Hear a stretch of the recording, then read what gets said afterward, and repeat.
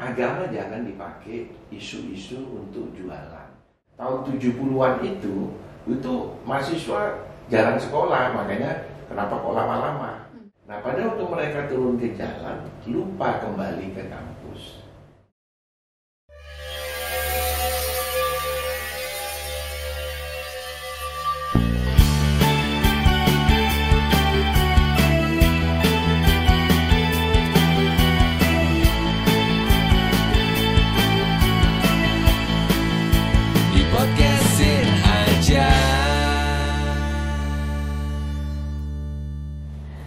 Halo, selamat sore. Di sini sore ya. Jadi, apa kabar Cak Ning sekalian yang berada di seluruh penjuru Indonesia dan seluruh penjuru dunia? Ya. Kita kembali bukan kembali sebetulnya. Ini segmen perdana kita di podcast IKITS. Tema kita mengenai alumni IKITS. Apa betul alergi politik? Nah, jadi ini sebetulnya kita di sekretariat, gedung sekretariat ITS itu di Jakarta, di Kebon Siri tempatnya. Udah ada 2 narasumber yang akan mengeksplor lebih lanjut tentang pertanyaan kita tadi di segmen awal. Betul nggak sih ada alergi itu? Di sini tengah kita udah ada Cak Ridwan Hisham yang biasa Cak RH ya Cak ya? Iya. Jadi selanjutnya sudah ada Cak Hasanuddin Ali yang juga aktif di lembaga riset sebagai salah satu pendiri dari Al-Fara Research Center. Betul. Beliau saya dari Cak Hasanuddin Ali dulu, sebelumnya Cak Hasan itu lulus ITS 9, masuk ITS 94 terus keluar lulus tahun 2000 berarti 6 tahun. 6 tahun di statistik ya, statistika ITS. Boleh kira-kira waktu riset katanya saya dengar-dengar nih itu kerjasama dengan Stanford University ya? Ya, itu baru 2 bulan ini. Jadi Stanford itu punya riset di 20 negara. 20 negara. Tentang metaverse.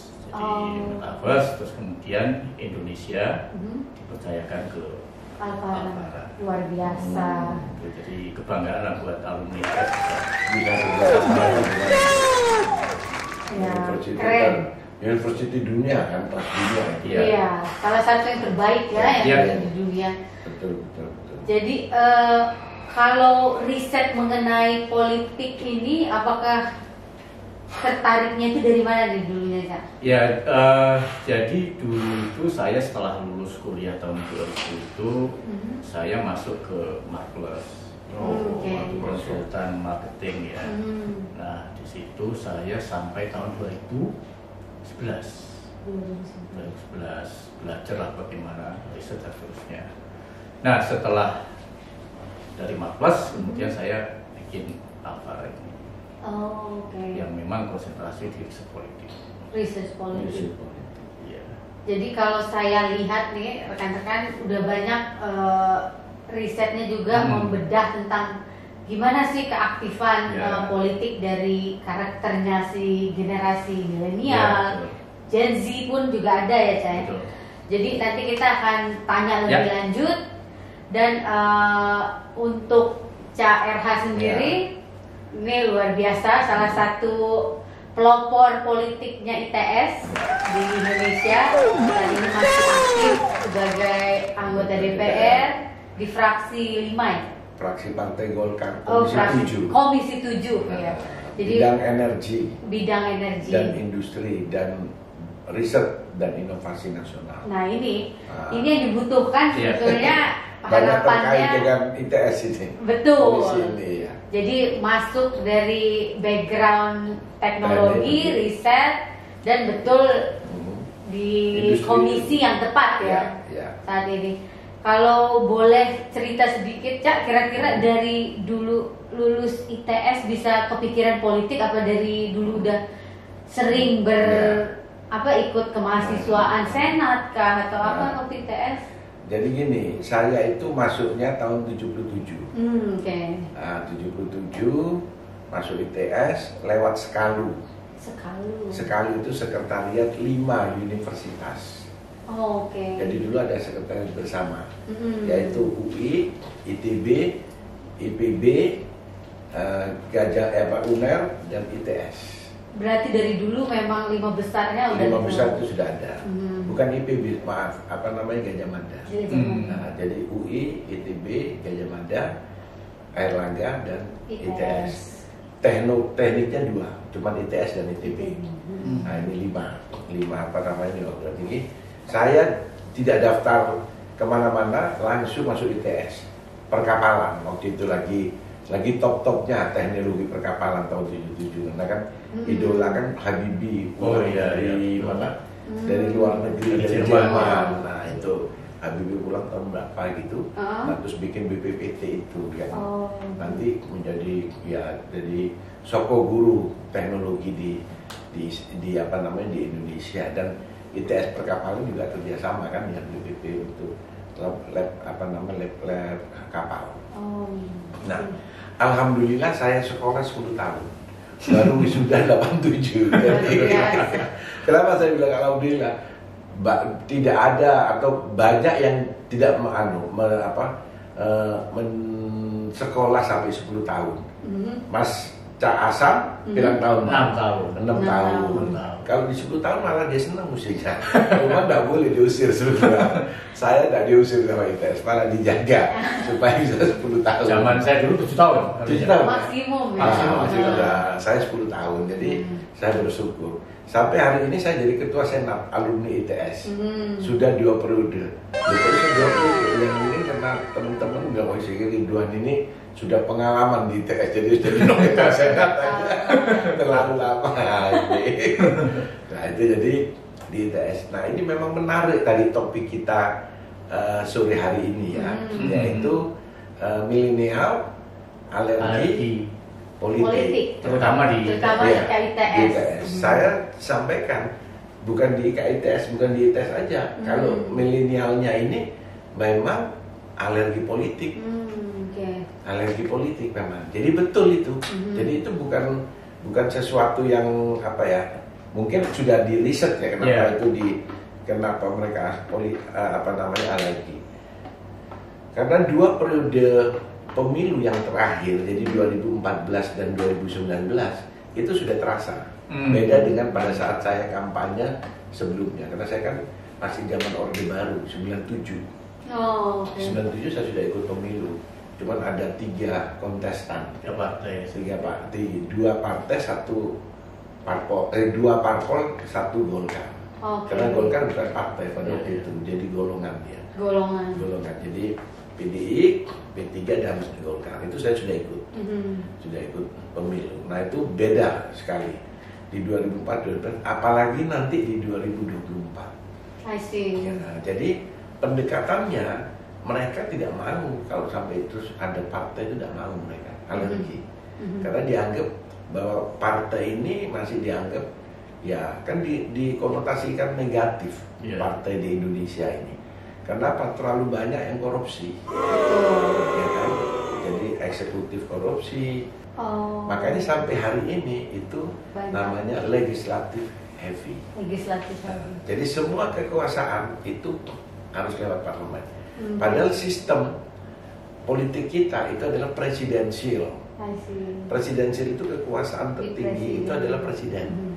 Nah, tapi sistemnya presidensial tapi terasa parlementer. Karena sedikit harus parlemen, harus izin ini, kalau enggak dihajar sama parlemennya, eksekutifnya tidak bisa bergerak. Nah, sehingga korupsinya pun juga bergeser. Nah, itu jadi korupsinya banyak di legislatif. Inilah yang tadi menjadi partai politik itu negatif. Untuk mungkin perkenalan singkat biar obrolan kita lebih santai juga. Saya sendiri di Tapora. Saya dulu lulusan ITS masuk 2009, dual degree ke Belanda, tetap teknik sipil heavy. Setelah itu saya wisuda tahun berapa? Wisuda 2013. Oh, berarti cuma 4 tahun. 4 tahun. Normalnya sekarang 4 tahun karena 7 tahun harus drop out. Iya. Iya. Jadi setelah itu saya kerja di Bank Dunia, baru ya dapat LPDP ke University of Michigan. Baru dari situ kerja sempat di politik nggak politik lah. Saya jadi staf ahlinya Pak Luhut. Ya. Di Menko Invest. Marves. Waktu itu di Opung itu, di 2019, betul.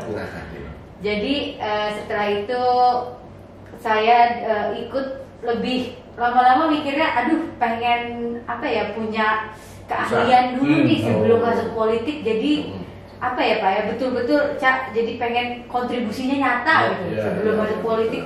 Karena milenial, saya kan bagian milenial, ngerasanya kadang-kadang saya pas kerja itu ketemu banyak CEO segala macam. Kalau kitanya sendiri belum punya keahlian yang khusus, takutnya politiknya hanya kosong, hanya ikut rapat sana sini, tapi nggak ada kontribusi nyata gitu.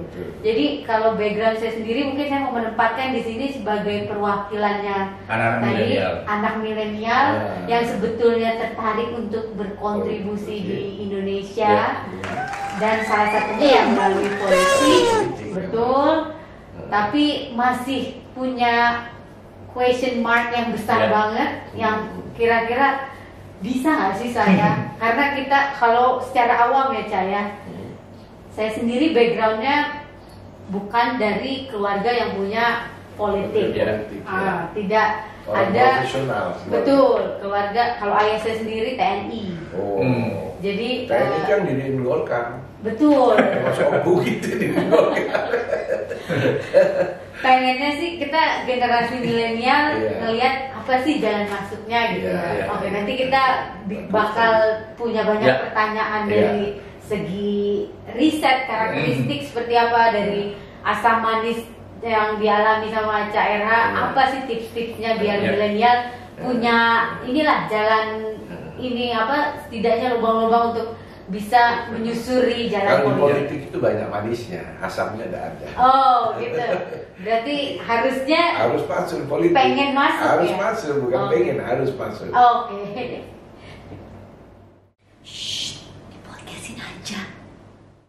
Oke, jadi untuk kali ini nih kita mau membuka pertanyaannya dengan kenapa sih penting berpolitik?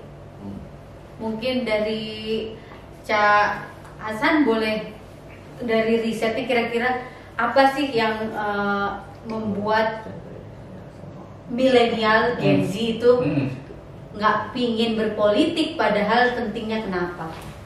Ya, jadi begini Mbak Neng Dini.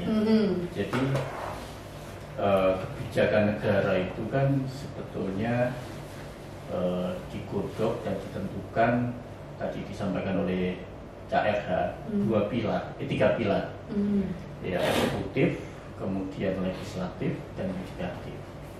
Nah, siapapun yang bisa mengisi tiga ruang itu, dialah yang bisa mengendalikan kebijakan negara. Nah, anak-anak ITS, alumni ITS, kita tahu sangat jarang ada di situ.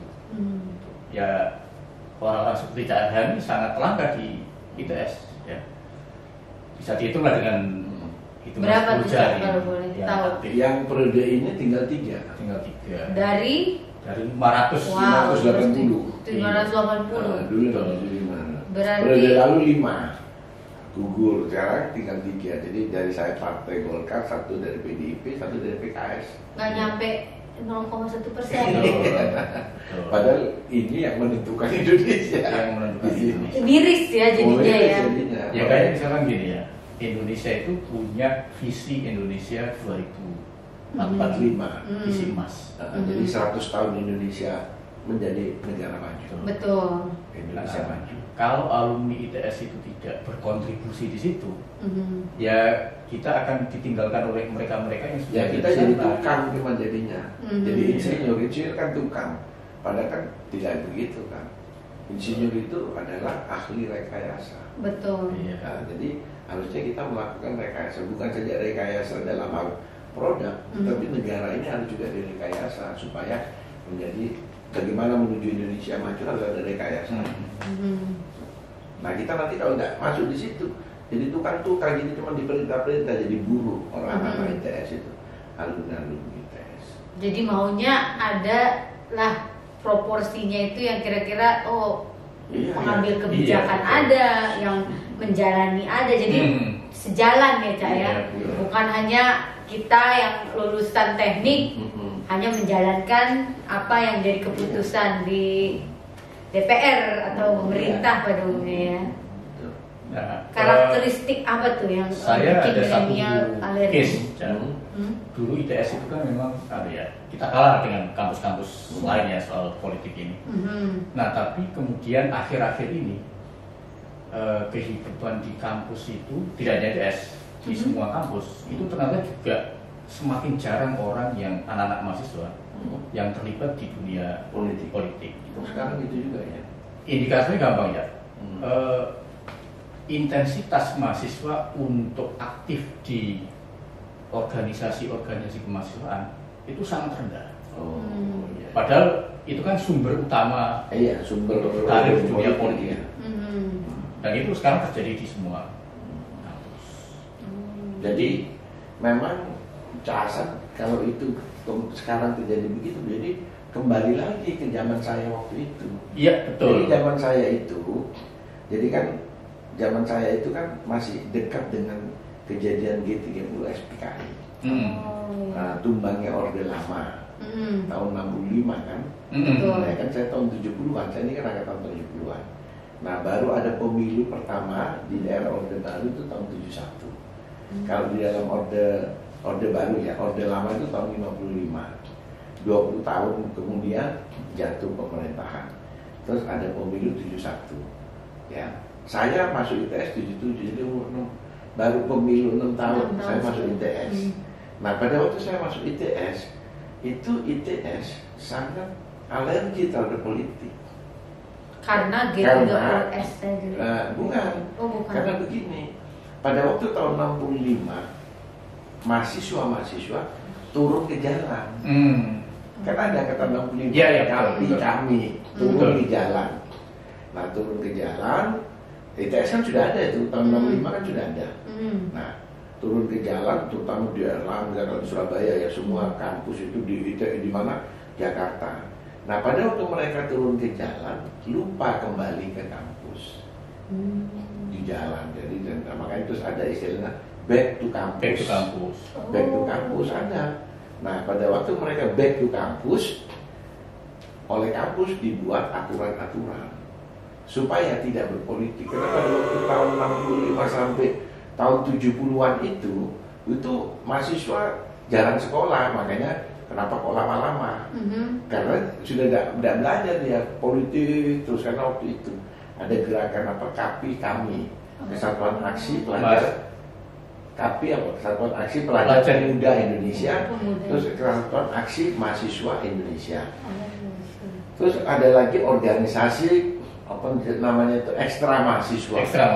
Ada HMI, ada PMII, ada GMNI, ada PMKRI, terus ada GMKI Kristen. Nah, banyak itu semualah yang akhirnya ke distrik lah sekolah. Sama semuanya jarang yang sekolah. Nah begitu mereka masuk sekolah, pemerintah diperketat karena back to campus. Akhirnya siapa yang ikut politik itu satu bisa dikeluarkan atau disingkirkan. Nah terus abis itu ada gerakan tahun 77-78, menterinya namanya Menteri Pendidikan Daud Yusuf. Nah di situ saya ikut demonstran. Malari ya? 74 itu Malari 74. Malari 74 ya. Malari itu gerakan 15 Januari di Jakarta menolak Jepang investasi. Waktu itu Perdana Menteri Jepang datang, Tanaka, di demo sama mahasiswa. Jadi mobil digembosi, dibakar apa segala, itu tahun 74. Nah, itu mulai lagi kan demo. Padahal dulu kan demo terus itu. Akhirnya diperketat oleh Menteri Pendidikan namanya Daud Yusuf. Nah, ada NKK BKK, normalisasi kehidupan kampus, terus BKK itu badan apa itu. Nah, itu di apa namanya? Karena diperketat, maka demonstrasi lagi. Jadi intinya kebanyakan politik itu orang-orang jadi takut waktu itu karena banyak demonya, banyak nggak fokusnya. Dan sekolah tidak selesai. Maka kampus harus tidak boleh jangan politik. Harus sekolah. Jadi memang waktu itu lebih kampus yang membatasi gitu ya. Kampus. Dulu ada namanya Dewan Mahasiswa kan, zaman sebelum 78 itu.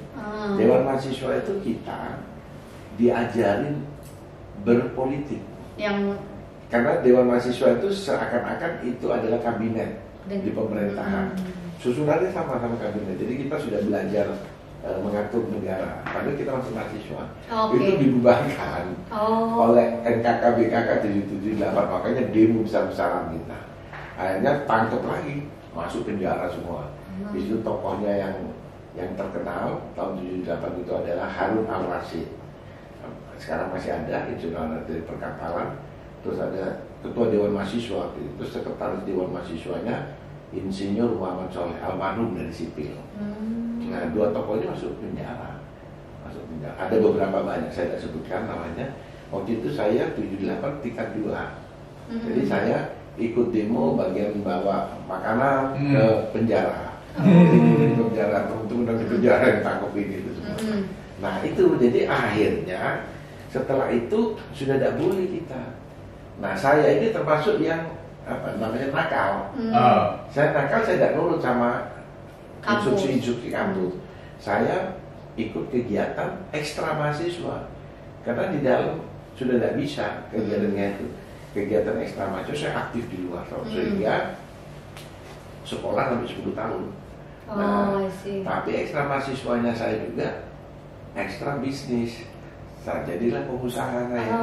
Nah, sampai saya terpilih jadi ketua umum Himpunan Pengusaha Muda Indonesia. HIPMI ya. HIPMI, pengusaha terus jadi ketua real estate. Nah, itu akibat karena saya tadi bergerak terus di luar. Karena di dalam di ITS dibatasi dan dimusuhin. Dosen-dosen kalau kita tahu kita ini aktif berpolitik, disingkirkan. Nah, inilah akibatnya. Begitu era terjadi reformasi berubah, kita tidak punya kader yang bisa berpolitik. Itu saya berarti tidak dipersiapkan dari waktu kuliah. Di atas saya ada senior saya, namanya Pak Mustahid Astari. Insinyur Mustahid ini istrinya juga dosen. Nah, Pak Mustahid sudah meninggal, itu dulu juga sempat sampai di DPR RI. Atau bisa juga begini, Cak.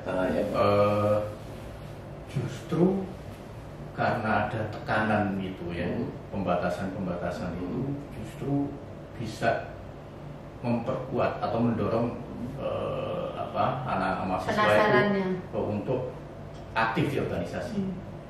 Karena saya lihat gini juga, kenapa misalkan hari ini itu organisasi kemahasiswaan tidak hanya di ITS ya, di semua kampus agak kendor karena tidak ada batasan, daya dorong yang membuat mereka harus aktif. Melihat enak, tidak ada tantangan. Kalau saya ngelihatnya dari milenial, tidak banyak yang dari pekerjaan kita yang di syaratnya itu berorganisasi. Jadi kita berorganisasi ya di luar kampus pun berorganisasi. Contohnya kayak volunteer di mana Habitat for Humanity, betul-betul bikin ini itu kayaknya lebih harus ikut organisasi yang berpolitik itu. Betul. Jadi kayak kadang kalau saya pribadi ya Cak ya, saya ngelihat teman-teman saya dulu suka aktif di kemahasiswaan, di himpunan segala macam, rapatnya sampai malam, belum lagi nyamuknya ITS gede-gede ya kan. Jadinya mau itu kan betul. Dulu ya kita itu jadi aktivis mahasiswa itu strata sosial kita di kampus itu naik. Jadi kayak strata sosialnya itu lebih tinggi dibanding mahasiswa kebanyakan. Bukannya itu malah jadi merasanya eksklusif ditanamkan di dulu. Kalau saya malah tersingkirkan. Saya zaman itu terpinggirkan waktu zaman saya mahasiswa. Cuman untungnya karena saya ini pengusaha, background saya pengusaha, bapak saya juga pengusaha, ya ada urusan lah mau disingkirkan ini. Karena saya tidak butuh itu, karena orang tua saya mampu lah pada waktu itu. Nah tapi kalau orang tua tidak mampu harus diikut. Akhirnya tidak bisa. Tidak bukan aktif, harus ikut belajar sekolah, harus ini. Harus ya fokusnya sekolah tadi. Ya, kalau saya tidak, saya kegiatan, makanya apa namanya istilahnya lobby saya itu sangat luas sekali. Karena saya waktu zaman mahasiswa sudah keliling Jawa Timur, bayangin. Ya karena saya kan pengusaha, IPMI. Saya jadi konsultan, punya perusahaan. Jadi mahasiswa saya sudah punya usaha, punya CV, CV ya. Oke, berarti kalau kita ngelihat sekarang ini ada di fenomena yang Cak Hasan bilang kurangnya partisipasi di tantangannya kurang. Iya tadi tantangan ya lebih. Sudah diberi semua kan. Iya. Betul. Tapi urgensi apa yang kira-kira harus bikin kita? Kalau saya melihat di sekarang itu tidak bisa dilawan. Karena itu kan perubahan memang. Perubahan. Nah, kaum milenial ini sudah betul. Tinggal kita yang harus, partai politik yang harus merubah strateginya untuk menarik mereka supaya berpolitik, supaya dia tertarik dengan politik. Kenapa? Politik itu sebetulnya adalah sesuatu yang sangat baik. Cuman di Indonesia selalu konotasinya negatif. Betul. Tipu-tipu, palsu-palsu, kepentingan pribadi atas nama kepentingan umum. Padahal politik sendiri itu adalah sangat terhormat kalau kita laksanakan dengan baik. Ya. Di dalam Al-Quran ada ayatnya malah. Yaitu di surat Al-Baqarah, di situ disebutkan wa makaru wa makarullah wallahu khairul makirin. Jadi siasat itu politik. Jadi siasat manusia itu akan hancur dengan siasat Allah. Ya kan, karena itu terbaik kecuali pada orang-orang yang beriman dan bertakwa. Artinya bahwa politik itu suci. Nabi saja berpolitik di masjid. Orang habis sholat, dia kan duduk itu dia berpolitik. Cuman sekarang politiknya di Indonesia itu jadi negatif karena memang terbawa ke negatif tadi, korupsi dan lain-lain. Tadi kan saya sampaikan, sekarang ini jadi anggota DPR udah manis semuanya. Ya memang manis. Tapi kalau makan gula terus kencing manis masuk penjara atau sakit. Karena peluangnya terbuka semuanya. Banyak. Itu terkonfirmasi dari survei yang saya lakukan gitu ya, tentang tingkat kepercayaan terhadap lembaga-lembaga negara. Itu selalu DPR gitu ya, MPR itu paling jelas. Paling jelas. Pasti dibandingkan kementerian yang lain kan? Iya, selalu gitu. Tapi kalau saya lihat ya, saya sebagai orang awam yang dari luar politik, apa strateginya DPR biar bikin survei-survei tadi jadi terbalik? Ada nggak, Cak? Apa? Kok kita mah udah kalau DPR sih enggak bikin. Karena kan DPR kan satu lembaga negara, dia bekerja ya mempersiapkan tugasnya. Yang membuat strategi-strategi itu adalah partai politik. Oh, jadi lebih tadi dari partai politik masing-masing, bagaimana supaya dia bisa mendapatkan suara terbanyak, bisa jadi menang, atau dia bisa lolos parliament threshold yang 4%. Nah, kalau di bawah 4% kan dia gugur, nggak ikut. Jadi sudah banyak maunya nggak berhasil, nggak bisa masuk. Nah itu strategi itu yang dijalankan. Nah, memang Golkar sebagai salah satu atau satu-satunya partai tertua kan, 58 tahun umurnya sekarang, ya memang dia menjadi partai yang harus memberikan contoh. Berpolitik itu harus baik. Nah itu tapi sulit juga karena tadi itu yang manis-manis itu. Nah itu terperangkap. Saya alhamdulillah sudah 5 periode. Sejak Orde Baru saya sudah berpolitik. Juga jadi anggota parlemen tahun 97, jadi masih zaman Pak Harto. Sampai hari ini saya kosong cuma 1 periode karena ikut Pilkada Jawa Timur dan alhamdulillah karena waktu itu saya sama Pak Sucipto PDI Perjuangan, saya wakilnya, kalah sama Soekarno Saiful. Makanya saya tidak ikut legislatif. Jadi saya 5 kali maju, 5 kali menang, alhamdulillah. Nah, saya selalu mempersiapkan generasi berikutnya, maka periode akan datang saya tidak maju. Saya siapkan putra saya yang umurnya sekarang kelahiran tahun 85 lah. Nah, dan dia lulusan bukan dari Indonesia, bukan dari ITS, bukan dari Jerman, dari Potsdam University, tapi sudah saya suruh magang dia. Dia magang 5 tahun lah, ikut kegiatan, segala kegiatan supaya dia, dan yang kedua harus tadi yang sampai bilang itu, Mbak Dini bilang harus kuat dulu. Nah, jadi karena kebanyakan sekarang kalau ada anak-anak milenial masuk itu di parlemen atau di politik itu cari pekerjaan, inilah yang merusak. Tanpa ada pengalaman tanpa ada kekuatan. Nah, jadi akhirnya masuk ke politik cari duit, cari kerja. Betul. Ini itu yang ditakutkan ya. Padahal tempatnya politik itu sangat terhormat. Dia harus melakukan pengabdian kepada bangsa dan negara. Harus sudah selesai dengan dirinya. Saya masuk di politik pada waktu itu, umur saya kan pada waktu 97 saya masuk itu pada 38. Betul. Saya sudah ketua real estate Jawa Timur. Saya ketua real estate Jawa Timur itu 96-99. Berarti 96 umur saya waktu itu 35 ya. Ketua real estate bangun rumah sak Jawa Timur itu ketuanya saya. Pengusaha sudah. Jadi sudah selesai dengan diri saya. Sudah sekolah, ada sudah ini, bekalnya. baru kita masuk politik sehingga kita tidak terganggu dengan yang urusan itu. Berarti Cak RH sendiri mulai berpolitik setelah umur 35 ya? Iya, saya setelah umur 35 karena saya masuk jadi saya kan tidak langsung jadi anggota DPR kan. Tahun 92 saya kan sudah jadi pengurus Golkar. Di Jawa Timur. Berarti umur dari saya berarti umur 34. 34 baru mulai berkecimpung di Golkar. Di Golkar. Tapi sebelumnya saya sudah di kader. Umur 30-an saya dengarkan ketua umum HIPMI. Meskipun belum jadi pengurus, tapi HIPMI kan bagian daripada pembinaan Golkar. Dulu organisasi itu dibina. Ada pengusaha-pengusaha kan banyak dibina meskipun tidak secara langsung. Nah, sudah di kader lah di situ. Tapi ini pertanyaan awam lagi, Cak. Kalau kita masuk tadi pengkaderan Golkar segala macam ya, setelah si milenial ini berhenti kerja, kan harus fokus tuh berpolitik juga. Apa digaji kalau di partai? Tidak ada. Nah itu dia kan. Makanya saya tadi harus kita jangan berhenti, berkaryanya jangan berhenti.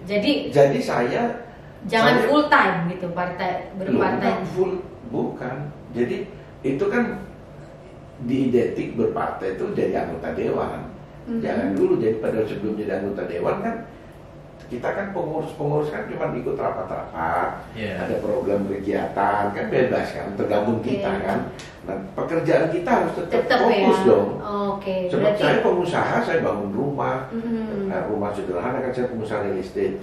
Nah itu saya juga punya konsultan perencanaan sama teman-teman arsitek, sama anak-anak sipil, saya punya perusahaan-perusahaan itu. Termasuk sama statistik.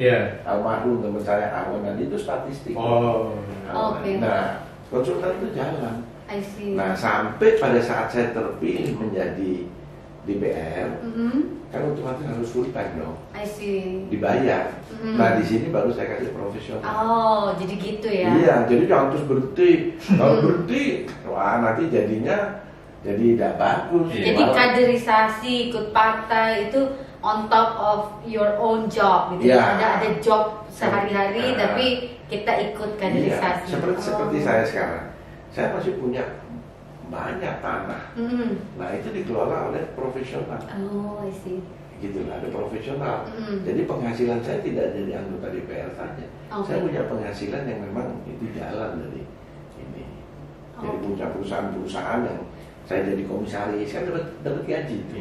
Nah, ini mungkin kan juga jadi pelajaran buat anak-anak milenial bahwa untuk mencapai sesuatu itu tidak ada yang instan. Ya, setuju saya. Jadi paradigma ini yang kadang kuat di anak-anak milenial sekarang itu, bahwa untuk mencapai sesuatu ya cukup bikin startup, dapat investor, kaya mendadak. Jadi YouTuber, padahal jadi selebgram. ada ribuan startup, ribuan YouTuber yang nggak berhasil kan di balik itu. Jadi proses kaderisasi itu dari bawah sampai DPR itu harus dilalui. Ya. Jadi saja, ya kan sekarang dengan proses reformasi itu banyak yang mendadak kan, tapi begitu masuk ke DPR 1 periode 2 periode masuk penjara. Nah itu atau tidak terpilih kembali. Ya karena dia prosesnya tadi itu tidak melalui satu tahapan. Jadi kita harus melalui proses tahapan yang tadi kaderisasi. Jadi ikut diklat kader, itu atau waktu mahasiswa zaman saya ITS ikut. Ada namanya EKM yang nggak tahu zamannya Mbak Dini masih ada. LKMM. Kayaknya ada. Latihan kepemimpinan mahasiswa itu dulu. Latihan kepemimpinan menengah mahasiswa.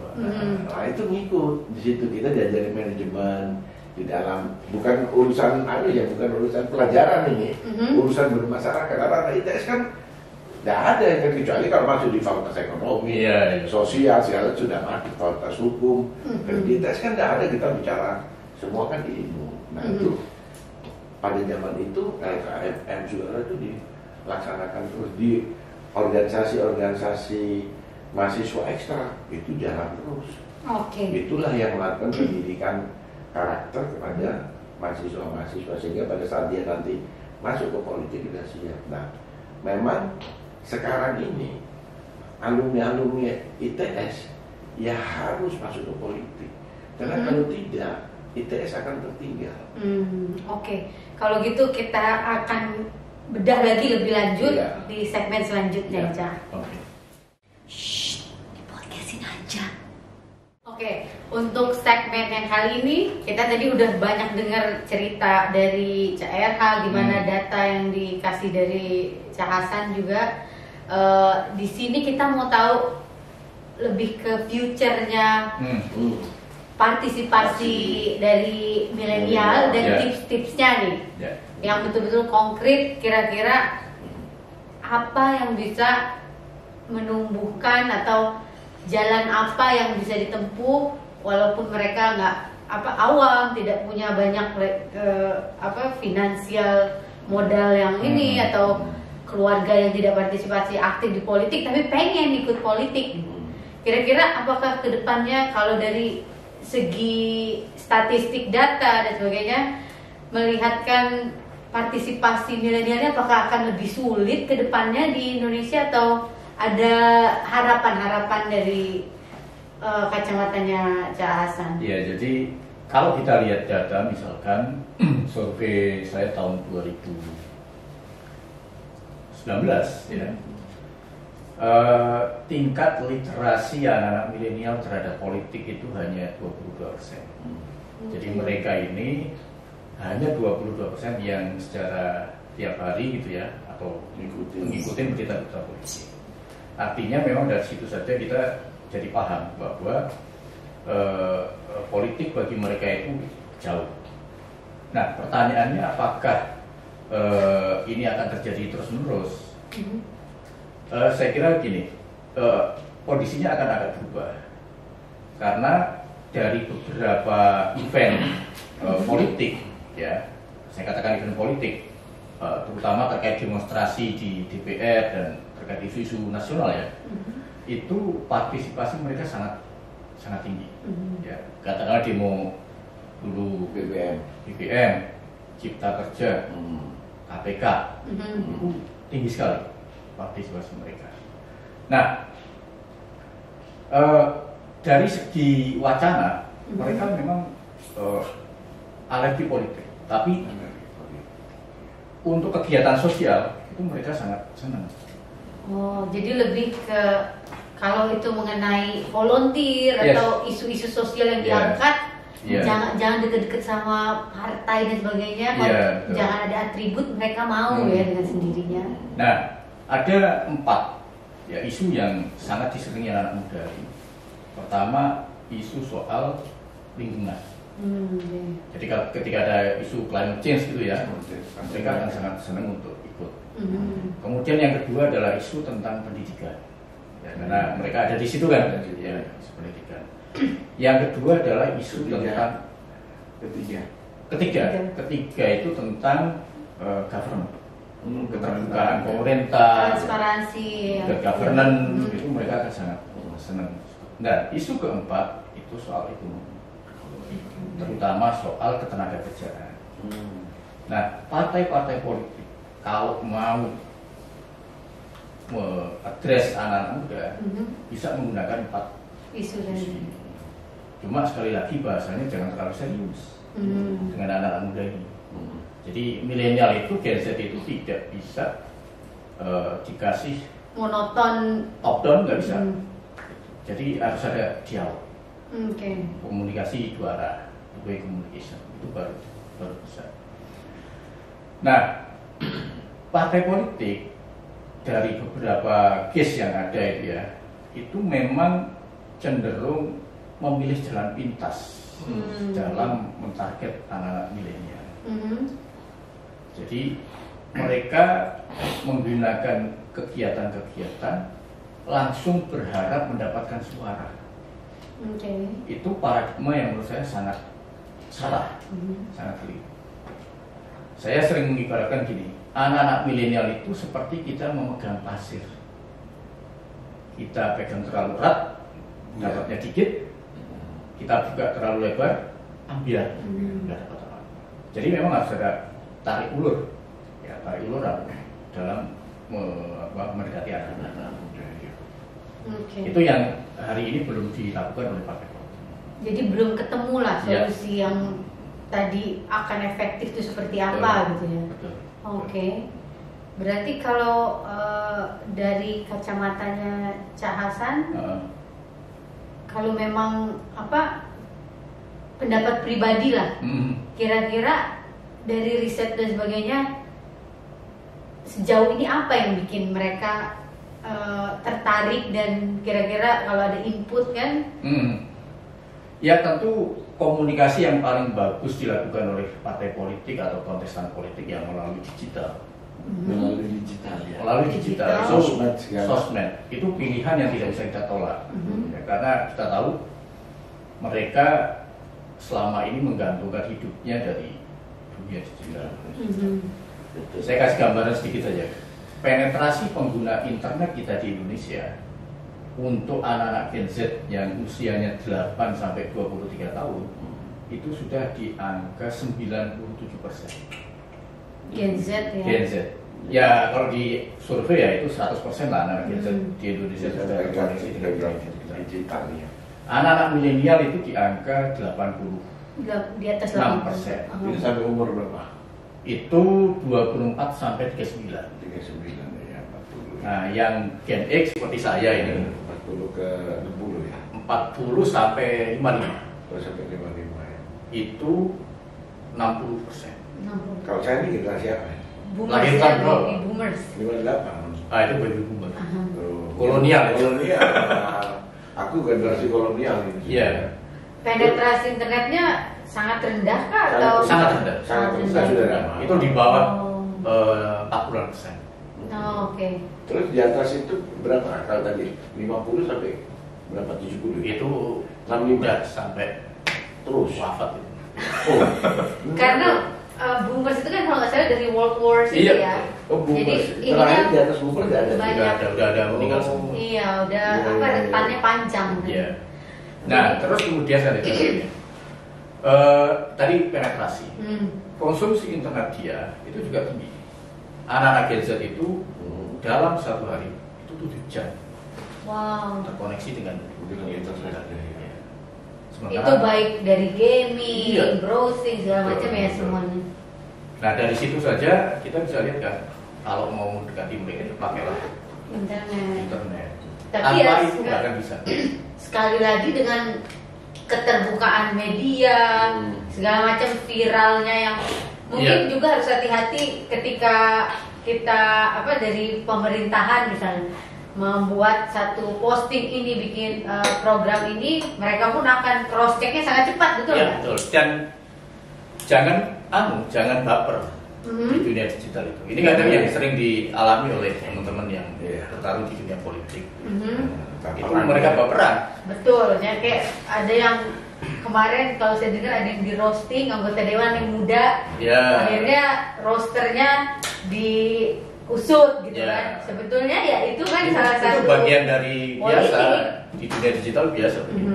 Nah ini yang sering tidak suka. Artinya gini, mereka mencoba mendekati anak-anak milenial, anak-anak Gen Z, tapi paradigmanya paradigma baby boomer. Masih belum ini ya, belum bisa adjust. Nyambung.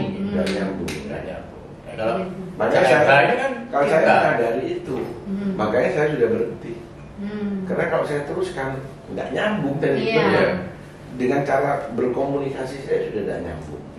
Nah paling saya bisa berkomunikasi dengan orang-orang tua kan, yang di daerah daerah pemilihan saya. Makanya saya harus sudah membuat regenerasi. Betul. Nah seperti anak saya masuk yang 38 kan dia. Masih ini ya milenial ya. Dia malah pengurus isi ikatan secara ekonomi, bukan elektronik gitu loh. Olahraga itu yang ketua umumnya Pak Budi Gunawan. Game. Ini apa itu? Nah, ketua e-sport. Ya. Dia ketua e-sport Jawa Sumatera. Koordinator. Nah, itu jadi ketua umumnya Pak Kepala BIN. Itu dia bermain itu. Jadi dia memang ya pertama tadi itu pentingnya network ya. Dia bikin jaringannya terus, bikin kegiatan semuanya. Tidak pakai nama partai, tidak pernah bawa nama partai. Jadi lebih ke individu ya. Terus dia bikin sekolah rekreasi. Nah sekolah rekreasi itu bukan rekreasi, jadi sekolah rekreasi itu remaja, kreasi dan inovasi. Disingkat sekolah rekreasi. Nah setiap berapa dia dalam ini ada angkatan 40 orang, dia didik sesuai dengan foto, terus mau bikin pokoknya untuk anak-anak muda. Nah itu dia kasih pendidikan sana tanpa ada logo. Nah itu kan sudah jadi kawannya semuanya itu. Jadi atribut tadi itu atributnya nggak ada. Jadi rekreasi, jadi sekolah rekreasi. Ngomong-ngomong atribut nih, kalau jadi nanti terus saya tanya, terus kapan mau dianu? Ya otomatis dia kan sudah ikut di dalam grup itu, dia kan menyatu secara nanti pada waktu dia tampil, ya otomatis dia akan dukung. Dan memang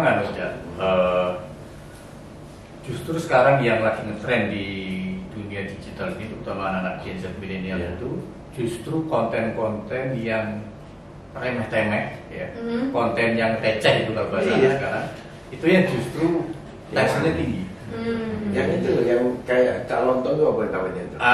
Stand up comedy.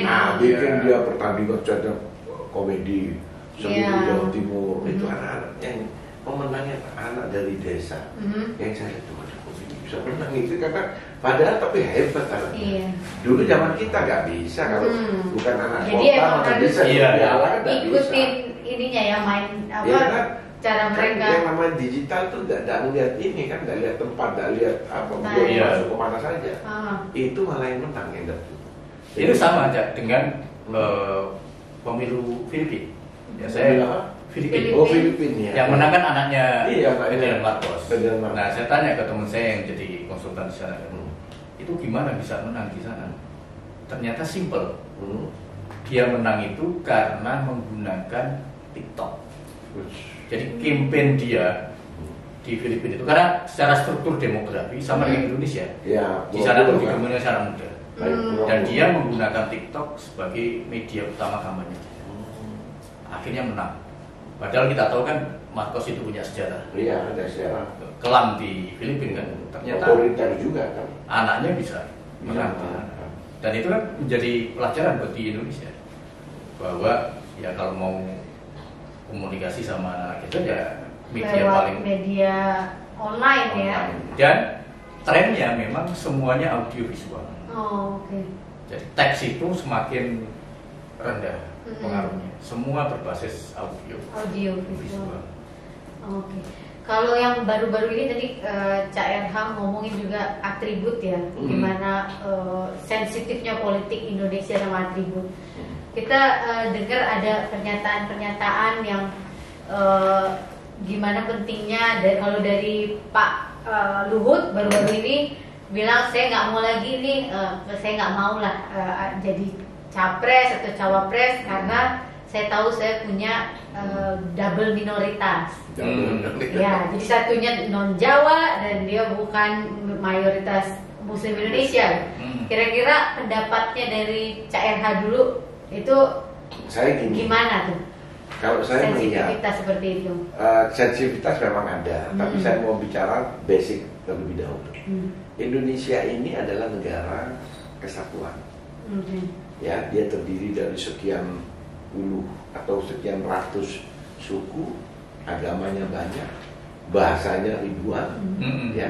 Betul. Itulah yang kita namakan Bhinneka Tunggal Ika. Kekuatan kita hanya satu, yaitu negara kesatuan. Ada Pancasila. Di dalam itu semua tidak ada membeda-bedakan. Di dalam Undang-Undang Dasar 45 saja sudah direformasi bahwa Indonesia asli sudah nggak ada kata asli Indonesia. Jadi artinya Indonesia itu memang negara kesatuan terbuka, yang penting harus kita jaga Pancasila. Jadi kalian bilang kalau saya Pancasila, harus betul-betul Pancasila, jangan dipilih. Pancasila-nya harus 5, bukan 2, bukan 3 atau bukan 1. Jadi saya harus berketuhanan. Yang mana saya harus beragama. Kalau tidak beragama, ateis, ya jangan tinggal di Indonesia. Atau boleh tinggal di Indonesia, tapi jangan bersosial. Pasti nanti konflik. Nah, terus sila kedua sampai yang namanya kerakyatan dan itu. Jadi tidak ada yang tadi dibilangi bahwa saya minoritas, saya agama minus, tidak bisa. Malah kalau saya, ya pendapat saya, itu kekuatan-kekuatan itu harus dijadikan satu. Contohnya, kalau presidennya orang Jawa, ya wakil presiden non Jawa, tidak apa-apa, silakan. Tapi kalau Jawa sama Jawa, ya juga tidak ada masalah. Buktinya Pak SBY sama Pak Budiono, sama Jawa Timur, sama-sama Jawa Timur, kan? Iya. Nah, tidak ada masalah. Memang Bung Karno mencontohkan, yaitu Bung Karno Jawa, Bung Hatta orang Sumatera Barat. Nah, kalau Pak Harto karena mereka Pak Harto kuat ya waktu itu, ya semua orang Jawa wakilnya, tidak ada masalah. Pernah luar Jawa siapa ya? Ya Habibie luar Jawa. Nah, memang belum ada non Muslim. Nah, itu tidak boleh, itu tidak boleh dipersyaratkan. Saya umpamanya lebih bagus lagi, umpama Muslim, non Muslim tidak apa-apa, karena tidak ada di dalam aturan kita, di dalam undang-undang kita yang menyatakan tidak boleh. Yang ada adalah Pancasila, sila pertama, berketuhanan yang Maha Esa. Nah, jadi selama dia berketuhanan, dia beragama, kan agama kan punya Tuhan kan, ya diperbolehkan. Kalau dia ateis, itu tidak boleh. Selama kayak Pak Luhut bilang, ya karena saya double minoritas. Pak Luhut apa Kristen kan? Ya Kristen kan punya Tuhan. Tapi ya, mungkin kalau dari konteksnya saya lihat ya Pak, boleh maju, tapi tahu diri aja nggak akan menang. Jangan. Gitu. Di dalam proses politik ini harus ada pendidikan politik, sehingga kita bisa menciptakan yang namanya insan-insan politik. Jadi lebih harusnya menjadi role model. Iya, role model. Jangan terus kita batasi. Kalau kita batasi, akhirnya meledak. Meledak itu malah tidak bagus. Jadi contohnya mamanya di daerah sini tidak boleh dibangun gereja, malah jadi masalah kan? Iya. Betul. Berikan kebebasan. Nah, jadi lebih mungkin lebih dari personal tokoh-tokoh politik tersebut, gimana dia mau, misalnya ada yang non Muslim, non Jawa segala macam, kalaupun dia maju, alangkah baiknya bisa jadi semangat untuk generasi-generasi selanjutnya ngelihat, oh ternyata bisa ya. Bisa, jadi jangan diiniin. Karena menurut saya bahwa yang namanya Indonesia ini harus dirajut ya. Nusantara harus dirajut itu keberagaman itu. Itulah kekuatannya Indonesia. Jangan kita terbawa menjadi kayak negara-negara di Timur Tengah. Itu dipermainkan. Ya mohon maaf, itu permainan asing untuk supaya mereka perang terus, supaya beli senjata. Kalau nggak ada perang kan nggak laku. Iya. Nah, kita jangan mau dong. Kita punya budaya sendiri, budaya Nusantara. Nah, jangan juga budaya Timur Tengah dibawa ke sini, budaya Cina dibawa ke sini, budaya Eropa dibawa ke sini. Kebetulan saya ini ketua Pansus Undang-Undang Kebudayaan kemarin 2015-2017. Jadi keberagaman itu harus ada. Jadi nilai-nilai budaya lokal itu harus ada. Ada yang bergabung antara budaya asing dengan budaya Indonesia. Nah, itu dia boleh yang baik. Tapi kalau jelek tidak boleh ini yang baik. Nah, itu namanya akulturasme, akulturasme itu. Jadi kalau ini itu harus ya. Mau orang Jawa yang menjadi presiden silakan, tidak apa-apa. Tidak apa-apa, tidak ada masalah. Ya, jadi gini, konstitusi kita itu kan menjamin, ada jaminan bahwa setiap orang itu punya hak untuk dipilih dan memilih, ya. Itu dijamin oleh konstitusi. Nah, menurut saya yang paling penting itu adalah selain tadi yang disampaikan oleh Cak, justru pendidikan literasi politik kepada pemilih itu harus ada, penting. Ya. Mereka semata-mata memilih karena hanya urusan agama, urusan kesamaan etnik, urusan kesamaan budaya, itu adalah preferensi yang paling primitif. Sangat salah ya. Sangat salah. Jadi kita harus memberikan pendidikan politik. Di dalam agama pun itu ada istilahnya tuh hablum minallah. Urusan politik itu urusan hablum minannas. Urusan kita bermasyarakat, bermanusia dan semua manusia ya di mata Tuhan. Hablum minallah, urusan saya dengan putih, urusan Allah. Pada saat saya harus berurusan dengan Allah, ya saya harus pakai agama saya. Nah, ya kan? Hablum minannas, ya kita diajarin. Di dalam Islam juga malah di mana ya? Di banyaklah contoh-contohnya pada waktu Nabi dari Mekah, ya itu ke Medina. Di Medina juga banyak orang-orang non Muslim yang diangkat jadi pemimpin oleh Nabi. Iya. Jadi tidak harus begitu zaman Nabi loh. Muslim. Jadi tidak ada. Karena ini urusan dunia. Urusan dunia itu namanya hablum minannas. Kalau urusan dengan Allah maka kita begitu saya hubungan minallah, hablum minallah. Saya tidak boleh kamu Kristen atau ini, enggak, kita kan samanya kita tidak boleh. Kalau hablum minallah harus satu. Karena saya memang senang sama Mbak ini. Nah, karena senang maka kita menyatu, tidak boleh. Kamu punya punya jaringan ke atas, kita juga punya itulah yang harus harus dijaga. Itu tidak boleh dia campur adukkan. Itu kalau itu semua kita ngerti, maka politik di Indonesia ini sangat sangat dingin dan enak lah, enjoy, menyenangkan. Toleransinya harus tinggi ya. Pemilu ya, pemilu itu kan pesta rakyat. Pemilu misalnya kok malah terjadi benturan. Ya kan salah berarti desainnya. Semua salah. DPR salah, pemerintahnya salah, pengamanan juga salah. Kenapa kok terjadi bentrokan? Kok saling menghujat. Pak Jokowi kemarin kan ngomong di acaranya Perindo. Dia bilang, kenapa ya para anggota DPR kalau ngomong tuh yang enak, atau antara partai politik satu dengan berarti saling mengangkat. Meskipun itu palsu-palsu kan tidak apa-apa, tapi tidak manja.